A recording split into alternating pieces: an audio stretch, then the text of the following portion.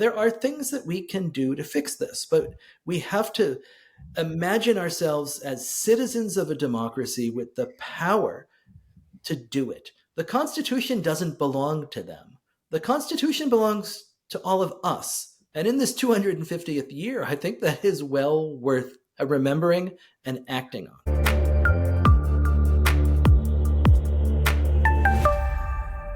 250 years into this democracy, we're still trying to figure out how to keep it.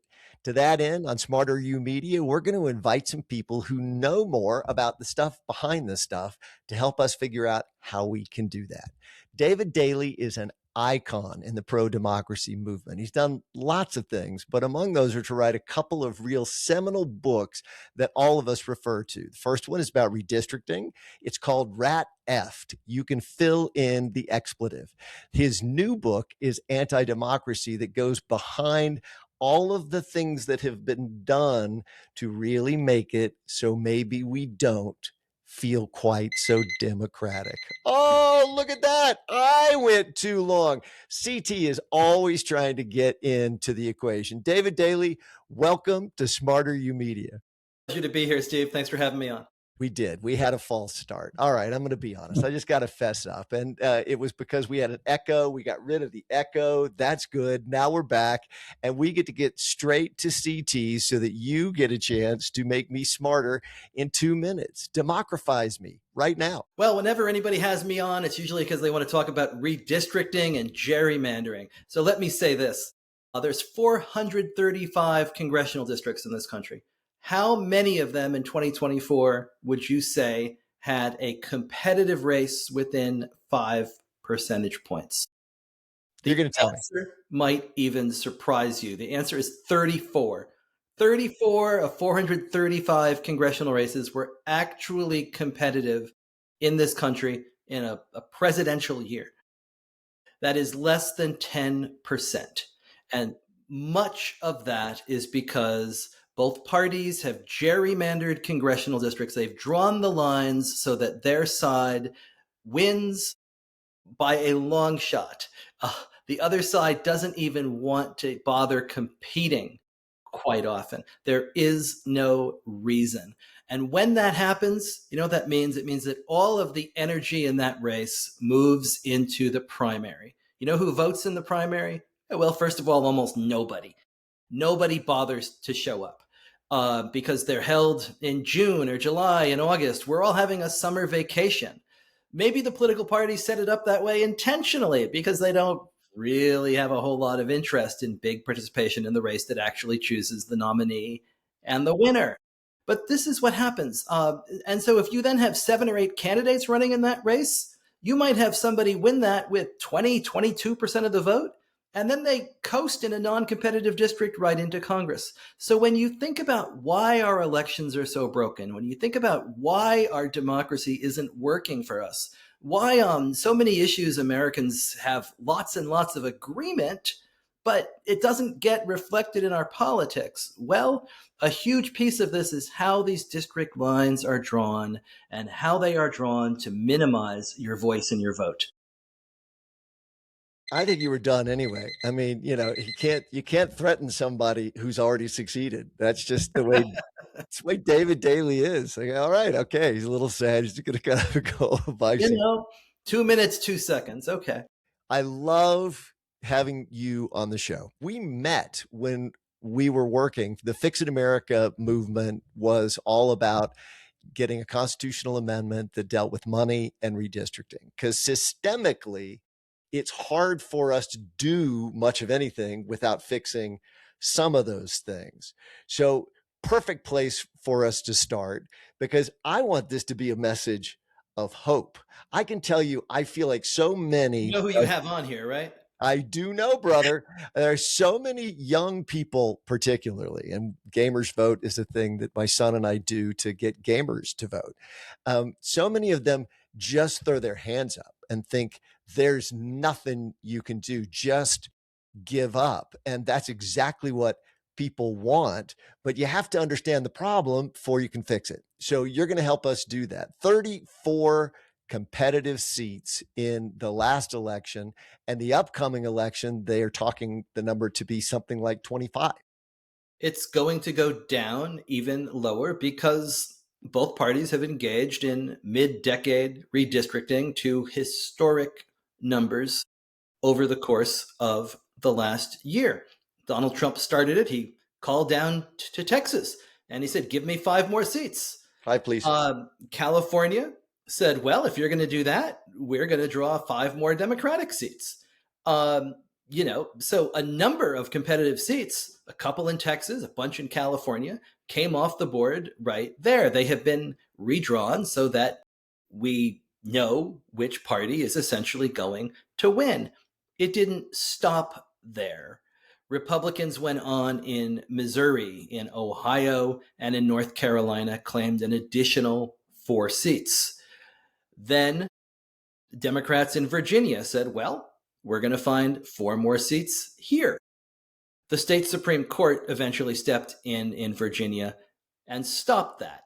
But then the U.S. Supreme Court in the Calais versus Louisiana case, a big Voting Rights Act case just a couple of months ago, essentially eliminated what protections were left of the Voting Rights Act, Section 2 of the Voting Rights Act.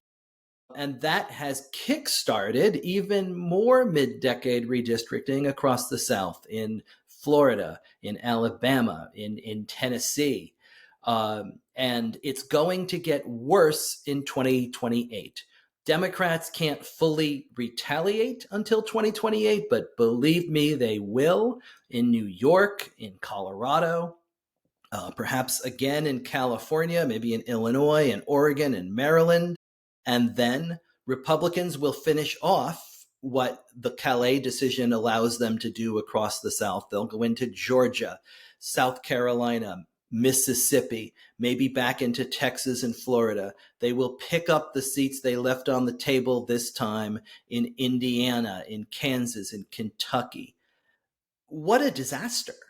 I mean, It's possible to imagine that in 2028, we are talking about maybe 10 competitive races in this country. But on top of that, what we're looking at is a map of almost entirely blue delegations from blue states, entirely red delegations from red states. But that's not who we are. There are Republicans in Massachusetts, and there are Democrats in Tennessee and Oklahoma.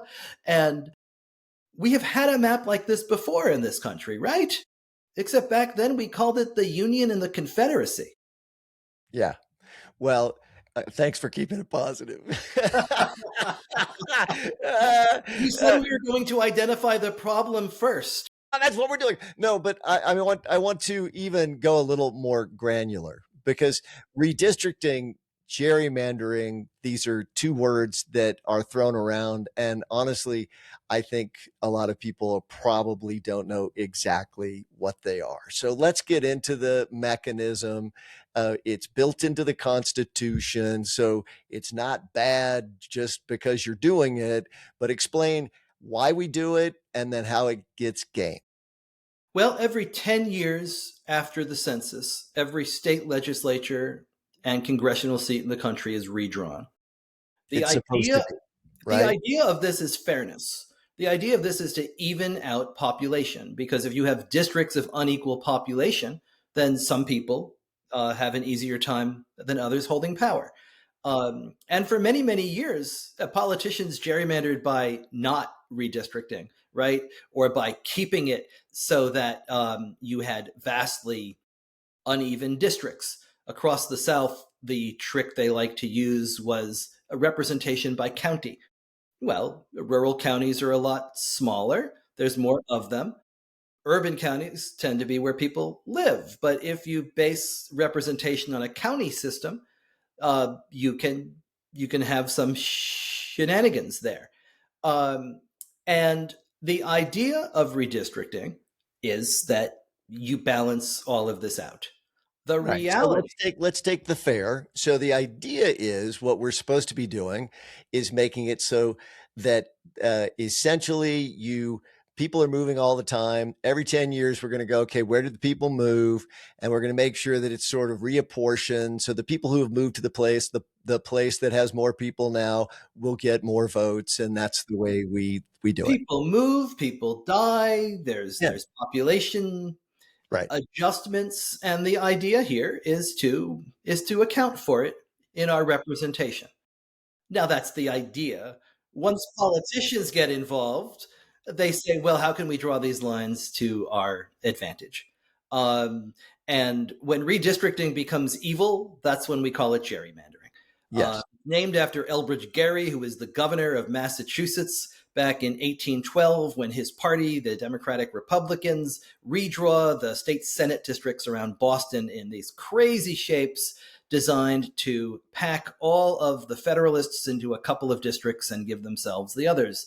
There's more Federalists than there are members of Gerry's party, but when you draw them all into a couple of snake-like districts, you can hold control of the state legislature anyway.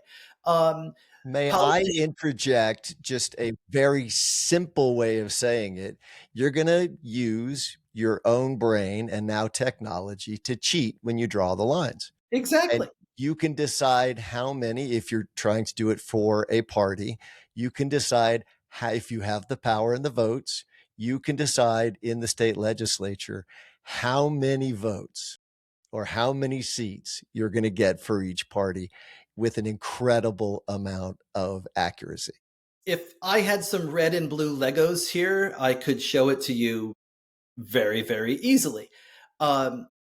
We call this cracking and packing. And the idea behind gerrymandering is that you take all of the other voters and you stuff them into one district.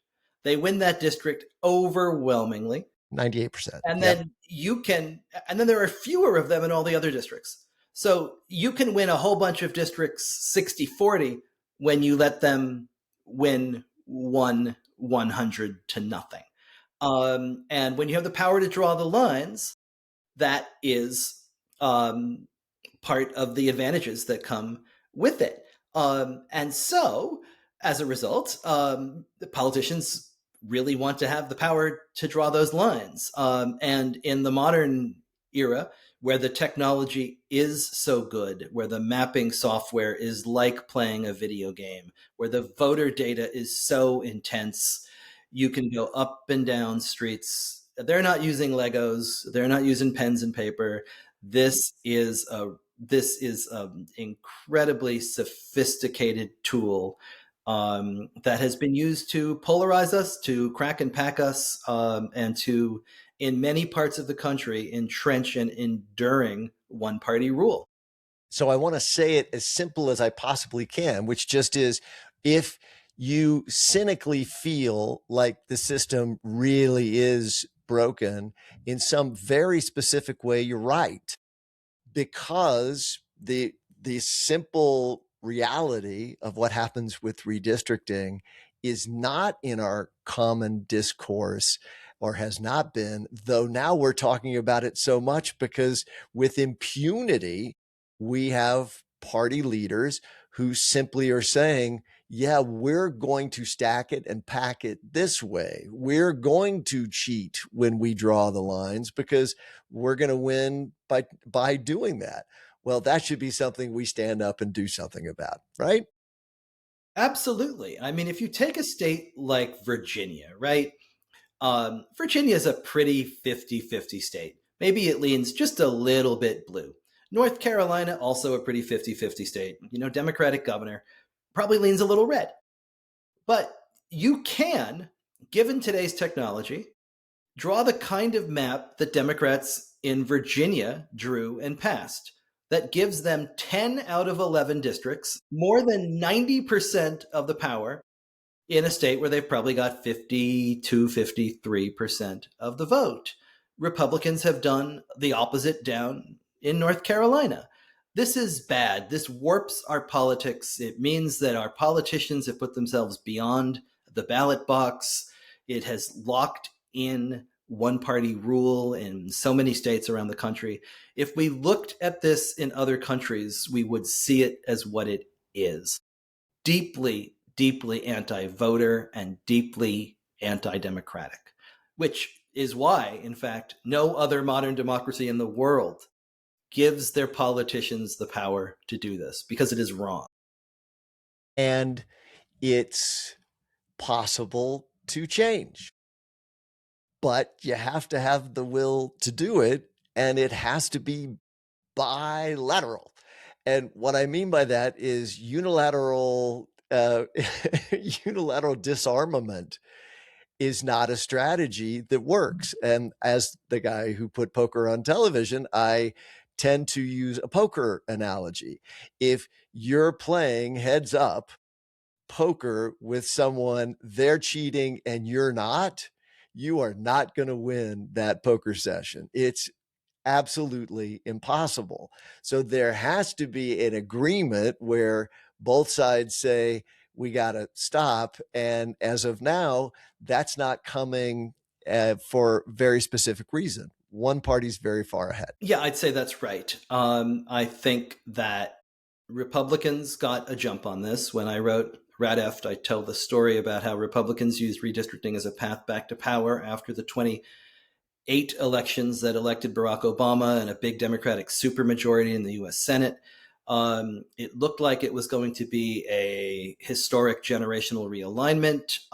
And Republicans understood that as historic as the 2008 election was, 2010 was more consequential because it was a census year, a redistricting year.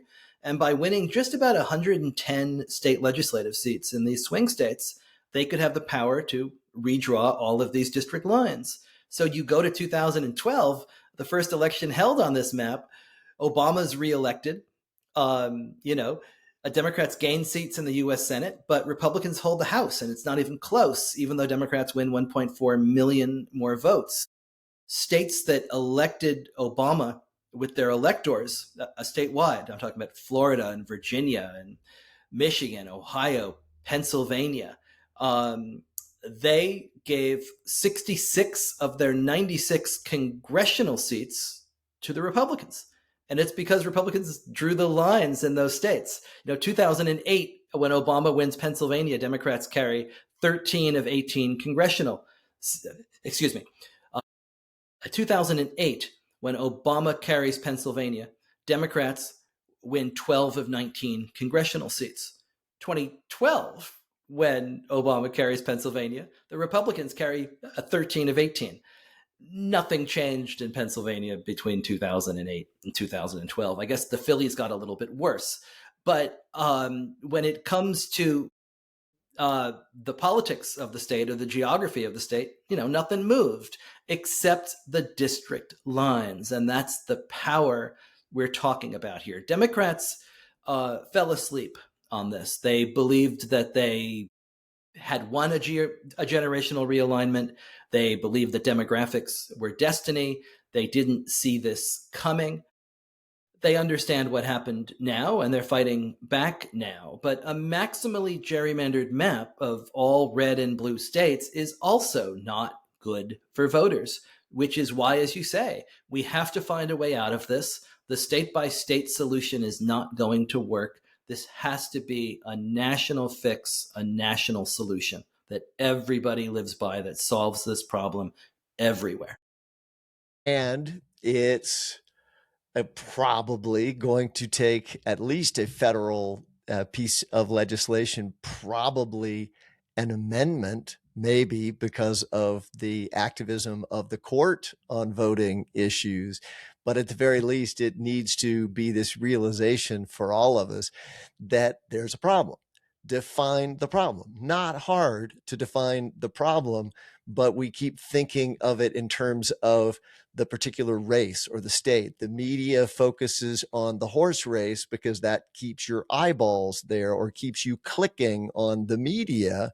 So that's what we think about and talk about, as opposed to this map, this macroscopic look at where it is that we, or why it is, how it can possibly be that we're at 24, 25 competitive races headed toward 10, as you depressingly say, that's just, literally not a democracy. So the cynicism of the youth that come and talk to us at Gamers Vote have every reason to go, well, what does it matter if I vote? It matters if you vote. Why, Dave?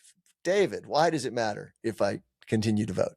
Well, because one thing that can change gerrymandering is turnout.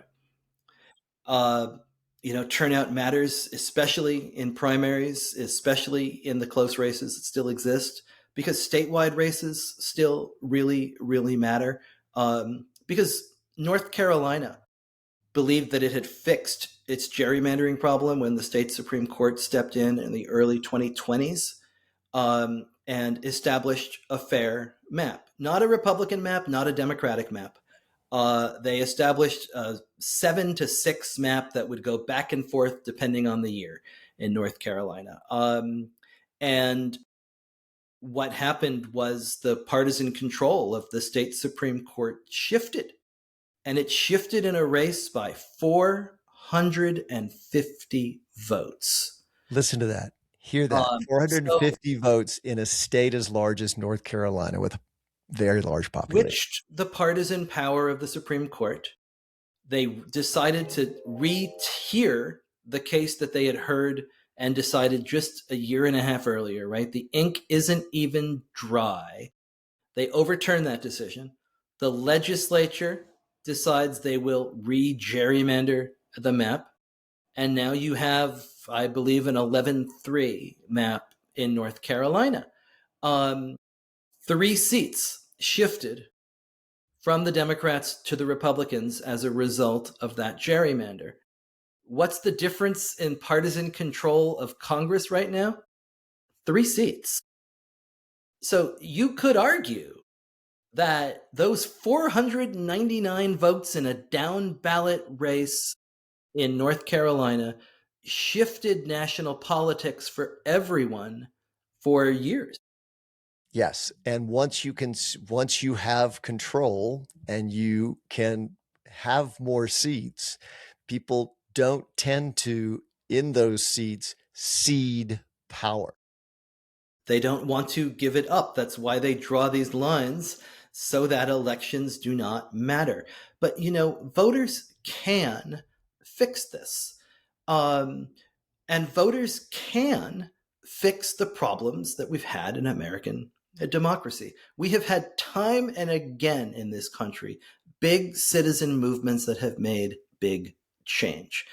And the story of American democracy, you can look at it as Dr. King described as, an arc of the moral universe that, moves towards progress. But I'd say it only moves towards progress when we all grab the arc and pull it in the direction of progress. Our hands have to be on it and pulling, because there are hands that would pull it in the other direction. And I don't mean in the other political direction. I mean in a direction between a democracy and authoritarianism. In a direction between your vote mattering more and maybe not mattering much at all. And I think that that's something that all of us ought to really be concerned about. These are fights that we can get involved in. These are unifying fights. When you look at the efforts we were involved in the last decade, these state fights to fix redistricting, these efforts won, and they won big everywhere, in Florida, in Colorado, in Utah, in Michigan, in Ohio. So this is something that all voters largely agree on. Nobody wants their side, locked into power permanently. We all want to have elections everywhere that give us all a free and fair voice. Now, we can talk about the U.S. Supreme Court and their role here. We will. I don't think, I think there are some people who look at these amazing citizen efforts of the last decade and say, well, that didn't work. And I would say the opposite. I would say it entirely did work. It won every place. It created the grounds for real change. What happened was 2 things. The politicians in some states ignored it and ran right through it like it never even happened, which is one more reason why we need fair districts, so we don't have members who believe that they can obstruct the will of 60 or 70% of their state like this. But also because the US Supreme Court, in two cases, the Rucho case from North Carolina in 2019 and the Calais case just a few weeks ago, changed all of the incentives around gerrymandering. And they took off the table any role to play by federal courts. And they did this at exactly the moment when federal courts, judges appointed by presidents of both parties, looking at gerrymanders drawn by both parties, by Democrats in Maryland, by Republicans in North Carolina and Ohio and Michigan and Wisconsin. And they said, we have all the tools we need to solve this problem, all the technological tools, all the evidential tools. And oh, by the way, if we don't do this, nobody will, because you can't trust the lawmakers to fix the problem that they created to intentionally help themselves. And the Roberts Court said no. The Roberts Court said this is a political problem, has to be solved in the political branches. And that incentivized all of these states to go ahead and just keep going, knowing that there was no prison guard there to keep these evil forces inside. Again, if you're in a zero-sum game, you are in a zero-sum game. There you go. And so if there are a certain number of votes that are going to determine what the House of Representatives is going to be, or there's a certain number of seats, and back to the poker table, if one side's redistricting, gerrymandering, and the other is not, that doesn't work because it simply guarantees a loss. So that sort of broader solution is required, and people look to the courts because you think those are arbiters. We think of things like fairness when we're in front of the judicial system, and that was the attempt. Your second book, AntiDemocratic, is all about sort of what's happened in the courts to make it so that anti-democratic things flourish. So we'll get to that. I want to stay in the redistricting bit for a moment, because when we're trying to figure out what that solution is, if you've taken the courts a little bit off of the platter, now we're into where? Congress or state houses where they have shown the will or the willingness to make this a partisan landscape. It has to be Congress. This has to be a national solution. Now, I suppose a couple of states could get together and form a compact and hold hands and jump off the bridge together, but that's tough to do. This is going to have to be a solution that comes out of Congress. My sense is it's going to have to be a solution that comes out of the Democratic Party, because we don't see an awful lot of energy on fighting redistricting on the other side of the aisle right now. So we'll have to see what happens. If Democrats can win a trifecta in 2028, maybe they will fix this. I suggest that they had better fix it, because what's coming down the line in 2030 after reapportionment is going to be a wholesale transfer of seats because of population gains and losses away from California, away from New York and Illinois and Wisconsin and Minnesota, and towards Texas and Arizona and Georgia and Florida. So seats are going to be moving from states where Democrats draw the lines to states where Republicans draw the lines. So maybe that will add one extra incentive for them to come up with a nonpartisan solution that actually brings fairness and real representation to the table. But that analysis certainly makes a Republican mind think we're just headed toward the win. Just got to hold out long enough. I think that's right. And I think it underlines that, Democrats might have one chance to fix this before the road gets notably harder. Because the Calais decision is going to lead to somewhere between 15 and 19 currently Democratic seats held by Black and Latino members across the South. Those districts are going away in 2026 and 2028. And they're going to be redrawn in Alabama and Louisiana and South Carolina and Mississippi in ways that will elect more Republican candidates from these states. When reapportionment happens, and that's different than a redistricting, reapportionment is the act of how many members does every state get based on population. We do that after the census as well. That also affects the electoral college count, right? So when all of these electors shift from blue states to red states, that's going to change the national calculus as well. The math that gets the Democrats to 270 in 2024 and 2028, very different from the math that they'll have to win by in 2032. So if we are going to solve this, the time's coming. Well, the time's coming. You say if we're going to solve this, again, that's the assumption that we are somehow genetically large D Democrat or large R Republican. And I don't buy that. I just don't. Our elected representatives may perceive themselves somewhat that way, but we want government that works.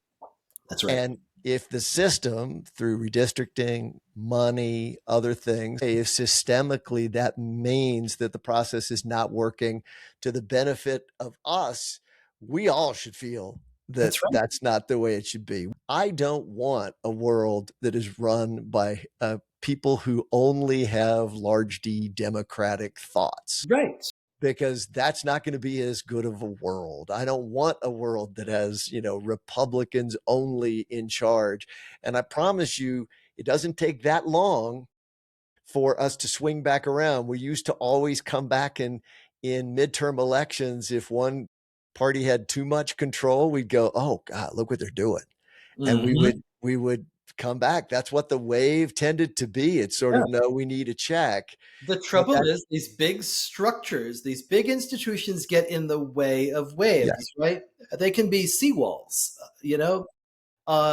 and there's a lot of them in our politics, and they're anti-democratic, small d.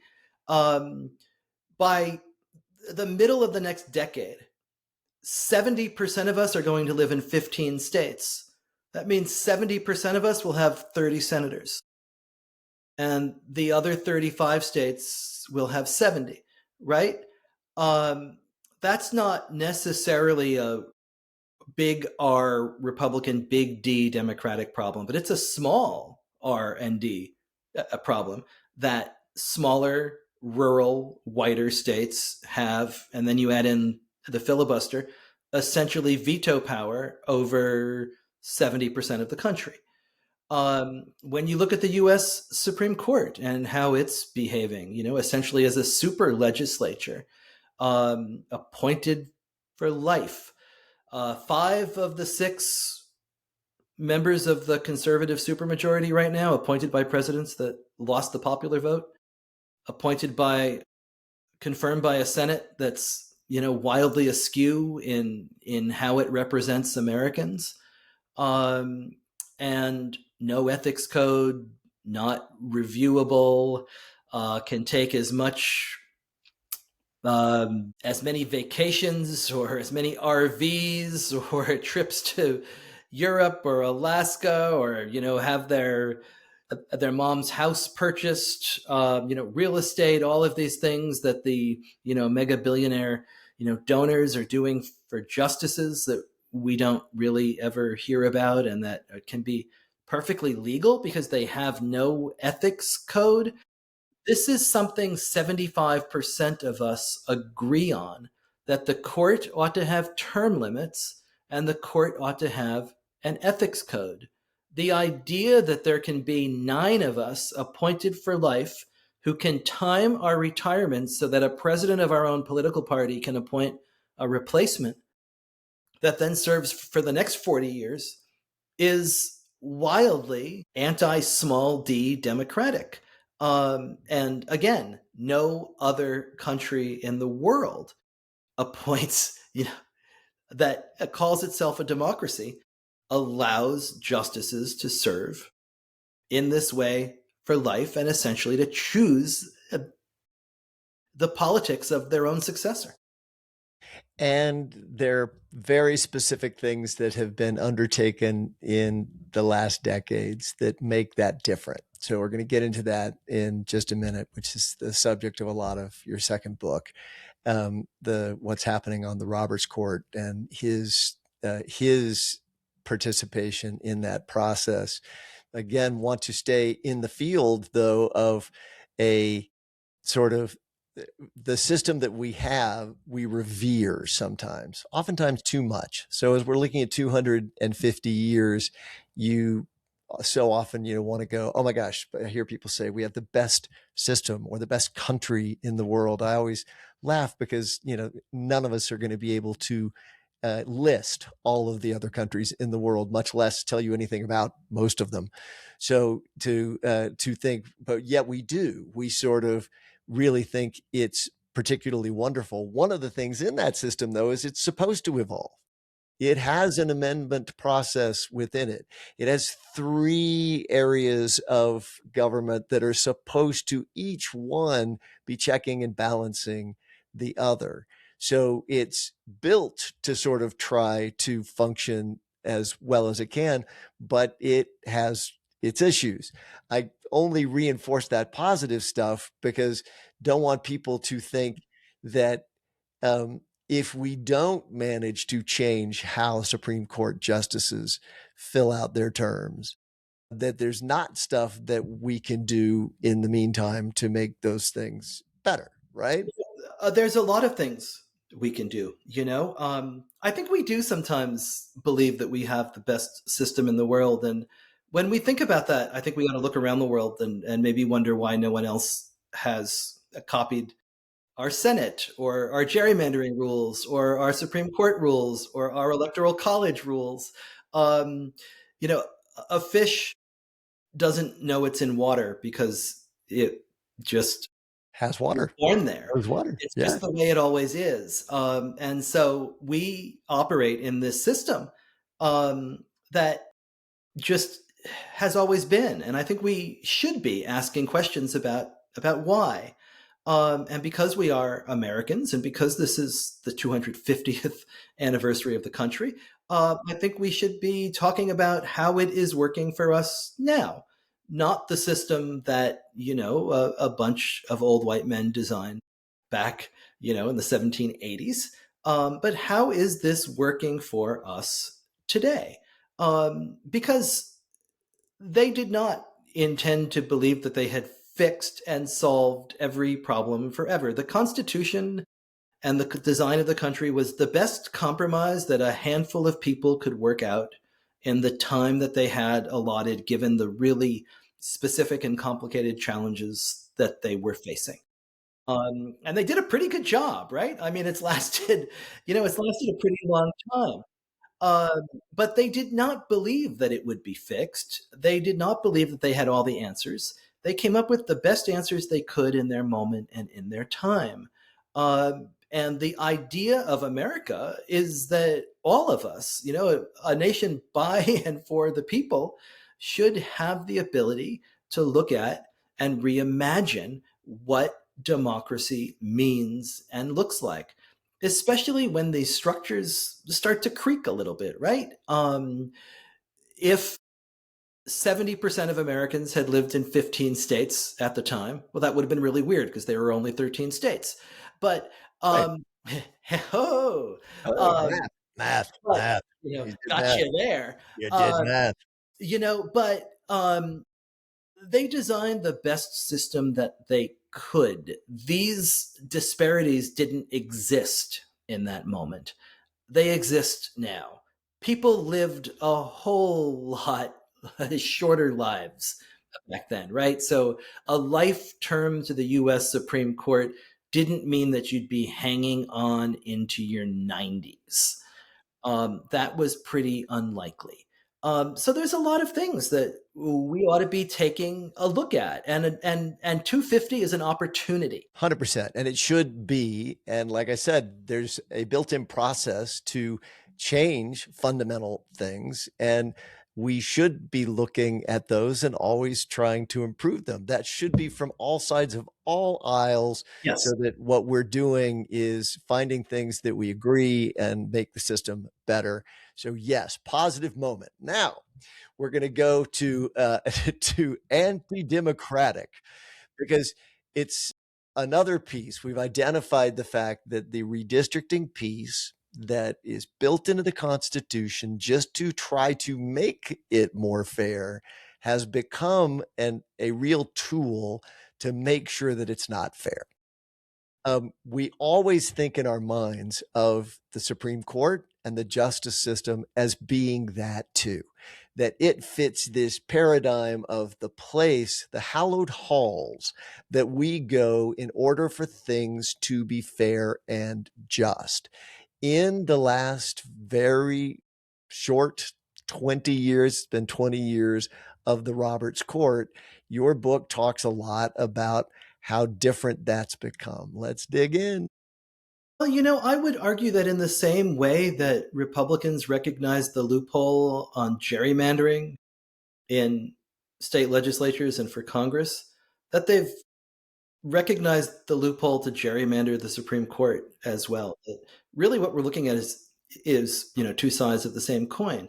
Um, when you think about levers of power, right, there are 9 justices on the U.S. Supreme Court, so zero point 0.5 of them, and you've got, none of this is brain surgery, but one side has been much better at sort of understanding how power works and setting out to use it. So the argument that I make in this book is that Republicans, after the window of the Warren Court in the 1960s and the early 1970s, which is really a window in which the court was, a more liberal, progressive court on things like race relations, on voting rights, that Republicans understood, well, we could attempt to build structures and institutions that create more conservative justices and place them on the courts. Again, nothing illegal about any of this. It's how the system works. They have just been really, really smart and shrewd and strategic about placing reliable partisans in positions that we don't think of necessarily as partisan positions. And so the argument that I make in this book is that John Roberts, who introduced himself to Americans in 2005 as an umpire and promised he would call balls and strikes and be modest and understand that no one ever came to the game to watch the umpire, has instead sort of radically and incrementally, with great patience and with a great eye to the long game, pushed the country and the Constitution dramatically rightward. And, I'm not making a partisan argument that that's wrong. I'm making an argument that he has pushed the country rightward on all kinds of issues in which those were political goals of a party that could not be won at the ballot box for the simple purpose that most Americans disagreed with them. So whether we're talking about campaign finance or gun control or the environment or the ability of the government to do basic regulation, the idea that the president is not a king, on the Voting Rights Act, on redistricting, that all of these questions have been resolved in favor of one political party and a small minority of the public through the courts, through a non-elected branch appointed for life, non-reviewable, and that is not good for democracy, and that we should be looking at the Chief Justice in many ways as not the Chief Justice of the Supreme Court, but as the most effective Republican political operative and strategist of maybe the last 50 years.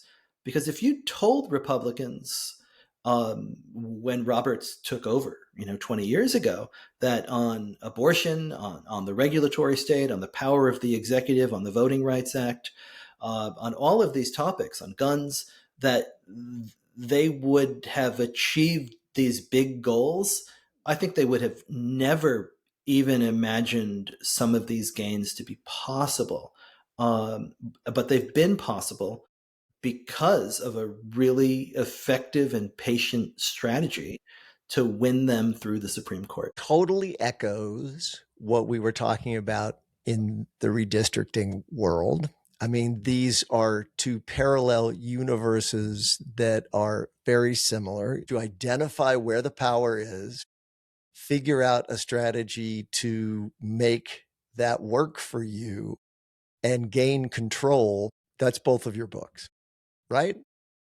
Yeah, I mean, I've basically just been writing Moneyball, but for politics. Moneyball for politics. You talk about Republicans who have done this very well on both of these fronts, and it may help people who are looking at the landscape and trying to understand why things look like they look. That may really help illuminate those things.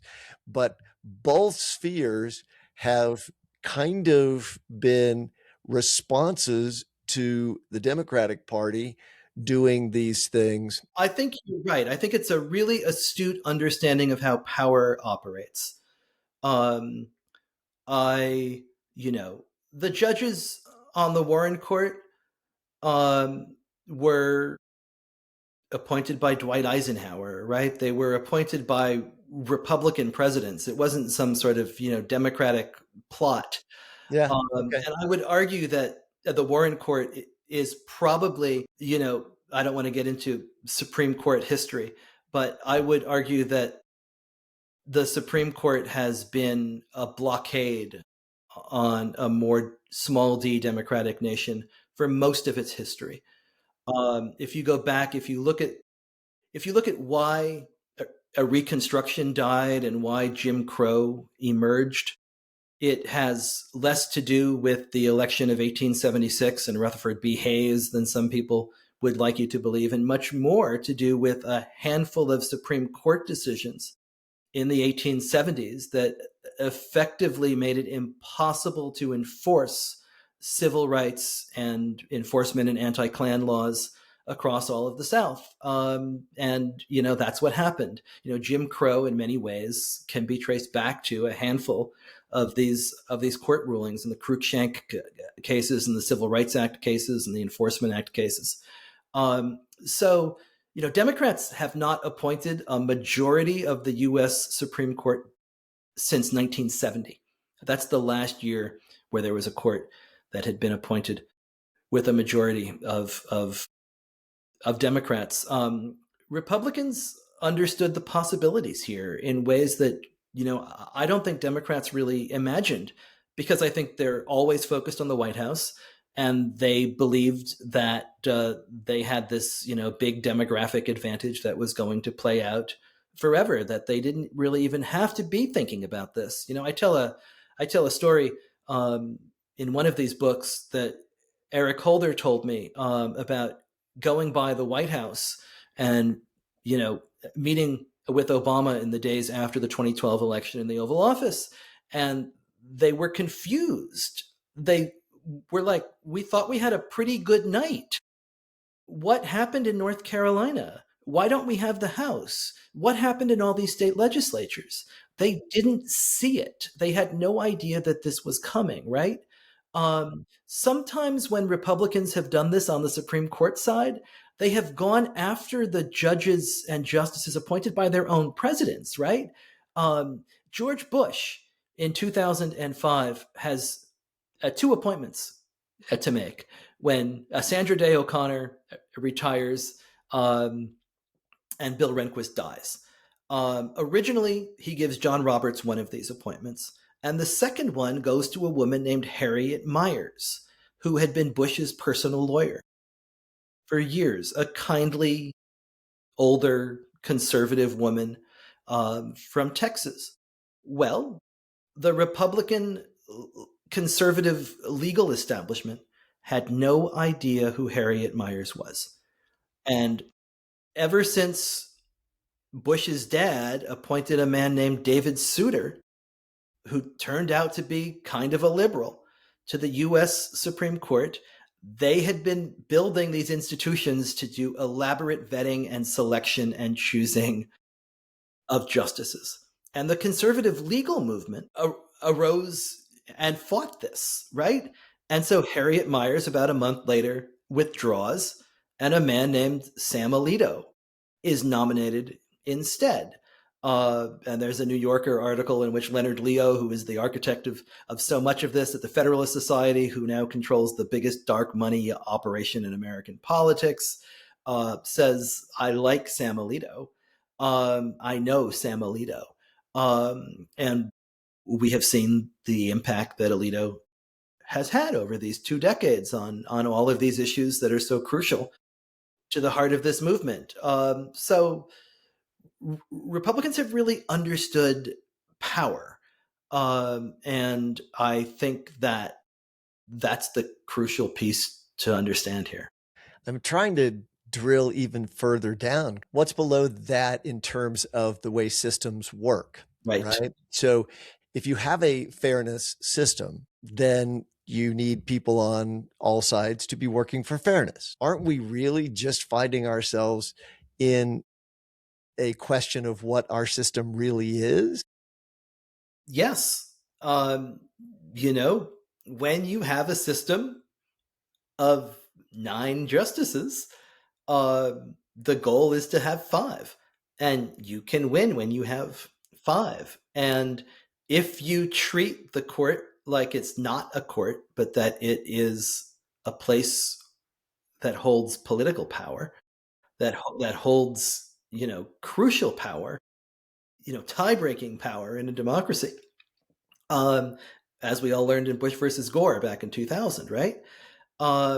If you treat the court as if it is an institution that you want to control, and you want to staff it with people who are friendly to your beliefs and who you think will stay strong on those beliefs, right? Republicans got really frustrated because they would appoint these conservatives to the court, and then they'd move to Washington, and they would want to have the New York Times say nice things about them. They actually called it the greenhouse effect, named after Linda Greenhouse, who was the longtime courts writer and columnist at the Times. Because you're in a certain society, and you want the people who you see as smart in that society to like you and say nice things. And so they would find that they would appoint these people who they thought were conservatives, and that they would drift more towards the center as they stayed on the court for more time. And they said, well, how can we fix that, right? How can we be certain that the people we're appointing are really going to do the kinds of things we want, and that they'll be immune to those kinds of, social, pressures? And so they built institutions to identify those people and then support them while they're on the court. It's really great politics in many ways. I'd suggest it's not great law, and that it's not great small d democracy, but it's very effective if you think of politics as a negotiation over power. Which seems to be where we find ourselves so often these days. The first film I ever made was a film called Battle for the Mines. It was about the Southern Baptist fundamentalists taking over the Southern Baptist Convention, which historically had been a democratic organization where churches all around the country would send representatives, and they would vote on what the policy was going to be. And a group sat down in New Orleans at the World Cafe and said, we're not happy with where things are going. It was the 70s, same period, decided we're not happy where it's going. We're going to change it. So this is a microcosm of what our country's looking at. They bust people in from churches and stuffed the ballot so they could elect the right people to the institution. Once they were elected into the institution, they changed the rules and it was done. And it was too late for anyone to do anything by the time they realized. In that film, one of the people that I interviewed said, you got to understand, this is not what they're after. It's not the Southern Baptist Convention. It's the country. And I think that's exactly what you've described as we've talked in terms of redistricting, targeting of those 107 seats, in terms of looking at a court as a power structure and appointing the right justices so that a minority point of view is predominant. I think that's right. These are institutions, and institutions, whether it's your local PTA, whether it's your local political party, they can be controlled by whoever shows up with more people and more determination and who understands the rules.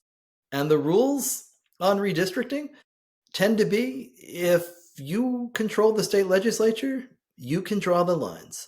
So Republicans said, well, let's control the state legislatures.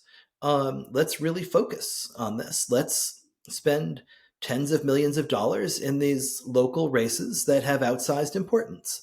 And also, if you have a Supreme Court of 9, you win with 5. So, how do we go about being certain that we have 5 of 9?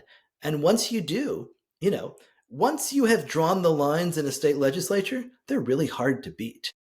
You almost can't do it at the ballot box, right? I mean, ask the folks in Wisconsin and North Carolina about how long these gerrymanders can last, because they can, last well over a decade in some of these states.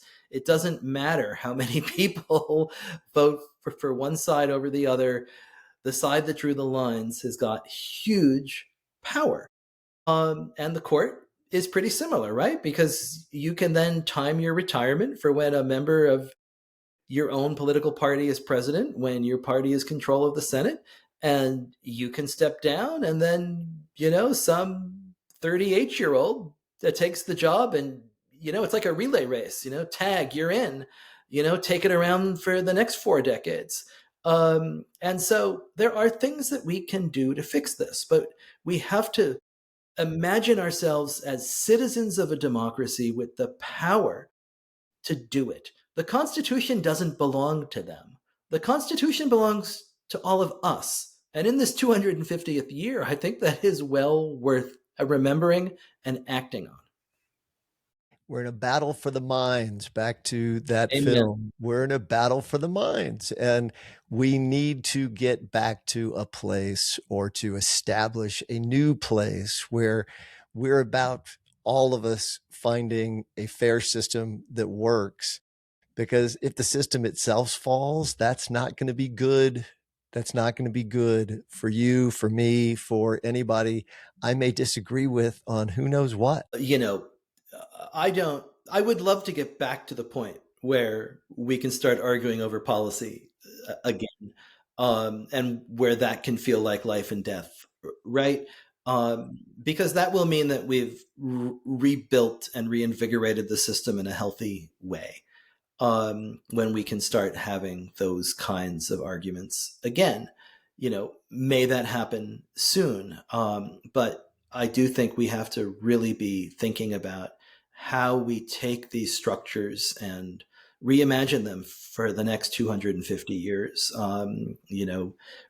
Rethinking the role of the Supreme Court, maybe thinking about proportional representation in the US House, thinking about how all of these things work in order to ensure that all of us are represented, that all of us have a meaningful voice, and that our elections are free, fair, and count.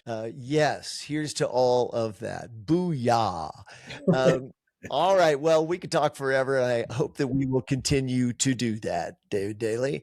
Thank you for coming on Smarter You. We always ask that our guests help enlighten us in the information age so that we become better at curating our information. Boy, that's hard. in the political space. Yes.